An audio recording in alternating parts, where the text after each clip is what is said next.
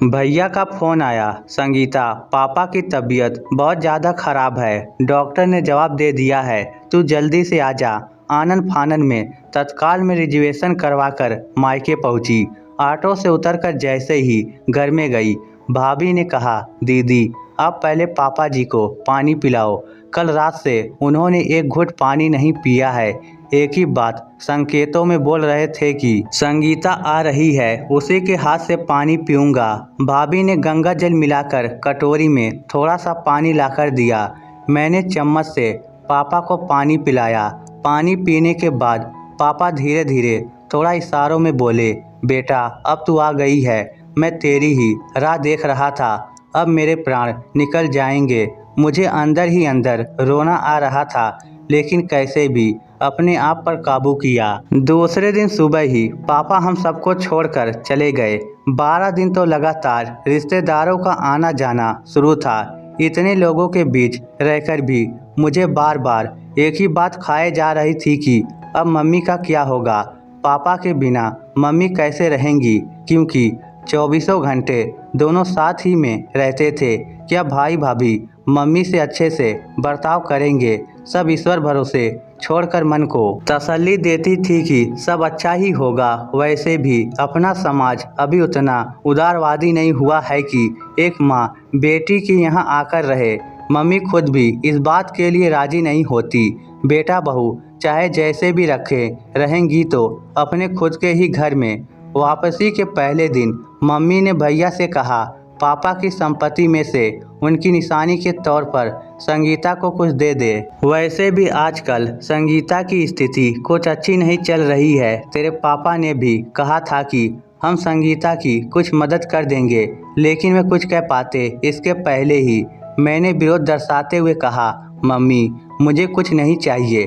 पापा ने मुझे बहुत कुछ दिया है, मुझे पढ़ाया लिखाया, अच्छे घर में एवं बहुत धूमधाम से शादी की, और सबसे बड़ी बात बहुत अच्छे संस्कार दिए। हाँ, संगीता ठीक कह रही है। इसकी शादी में पापा ने दिल खोलकर पैसा खर्च किया था, और वैसे भी कानूनन जो लड़कियां मायके से अपना हिस्सा लेती हैं, उनका मायके से संबंध खत्म हो जाता है। मुझे एवं मम्मी को दोनों को ही भैया से ऐसी उम्मीद नहीं थी।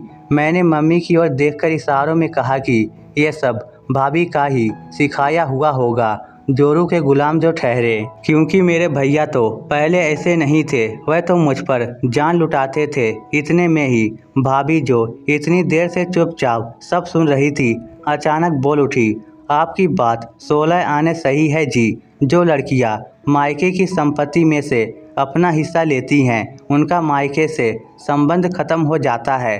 भाभी से ऐसा सुनकर मैं और मम्मी फिर से एक दूसरे को देखने लगे कि देखा, ये सब इसी का सिखाया हुआ था। लेकिन इसके बाद भाभी ने जो कुछ बोला वह हमने सपने में भी नहीं सोचा था।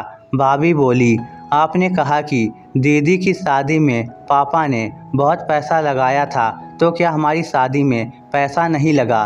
क्या हमारी शादी में पापा ने किसी तरह की कोई कंजूसी की थी? नहीं ना। मम्मी जी ने एक बार मुझे बताया था कि जितना सोना उन्होंने दीदी को दिया था, उतना ही सोना उन्होंने मुझे भी दिया था। रही बात अन्य सामानों की, तो अपनी गृहस्थी बसाने के लिए उन्होंने हमारे ऊपर दीदी से कुछ ज़्यादा ही खर्चा किया है। मतलब यह कि पापा जी ने बेटा और बेटी दोनों पर बराबर खर्चा किया। तो फिर आप ऐसे कैसे कह सकते हैं कि अब दीदी का संपत्ति पर कोई अधिकार नहीं है? आज पापा जी इतनी जायदाद छोड़कर गए हैं और दीदी की हालत फिलहाल कमज़ोर हैं, तो ऐसे में हमें उन्हें कुछ देना ही चाहिए। क्या आपको याद है कि आपने पापा जी की अंगूठियाँ और चैन आदि लॉकर में रखते वक्त क्या कहा था? यही कहा था ना कि ये मेरे पापा की निशानी है, इन्हें किसी भी स्थिति में मैं कभी भी नहीं बेचूंगा। हाँ कहा था। तो फिर क्या आपने कभी सोचा कि आपके पास तो पापा जी की निशानी के रूप में उनके द्वारा बनाया हुआ इतना बड़ा मकान है। उन्हीं के मेहनत से आज अपनी कपड़े की दुकान पूरे शहर में नंबर 1 पर है। बैंक में इतना बैलेंस है। दीदी भी पापा जी की बेटी हैं, लेकिन दीदी के पास पापा जी की निशानी के रूप में क्या है? क्या आपको नहीं लगता कि पापा जी के प्यार पर जितना आपका अधिकार है उतना ही अधिकार दीदी का भी है। मैं और मम्मी दोनों भाभी को देखते ही रह गए। भाभी कितना बड़ा कड़वा सच बोल गई। ये सब बातें जानता तो हर कोई है, लेकिन कोई भी भाई भाभी जानते समझते हुए भी इस बात की ओर से अपनी आंखें जानबूझकर बंद कर लेते हैं।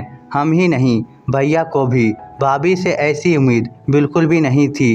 ये उनके चेहरे से साफ साफ दिखाई दे रहा था। भैया ने भाभी से कहा, गरिमा, आज तुमने मेरी आंखें खोल दी। मैंने तो समानतः समाज से जो कुछ भी सुनता आ रहा हूँ वही दोहरा दिया। मैंने इस बारे में इस दृष्टिकोण से कभी सोचा ही नहीं। सच में मेरे पास तो पापा की निशानी के रूप में मकान और दुकान सब कुछ है, लेकिन संगीता के पास तो कुछ भी नहीं है। इसलिए मैं उसको पापा की अंगूठियाँ और चैन दे देता हूँ। मैं सोचने लगी कि क्यों हम सब लोग भाई के किसी भी गलत बयान के लिए या गलत निर्णय के लिए भाभी को ही दोषी मानते हैं। भाई को जोरू का गुलाम कहते हैं। हर समय भाभी ही कसूरवार नहीं होती, भाई भी कसूरवार हो सकता है। इस स्टोरी को लेकर आपकी क्या राय है? नीचे कमेंट करके हमें ज़रूर बताइएगा। धन्यवाद।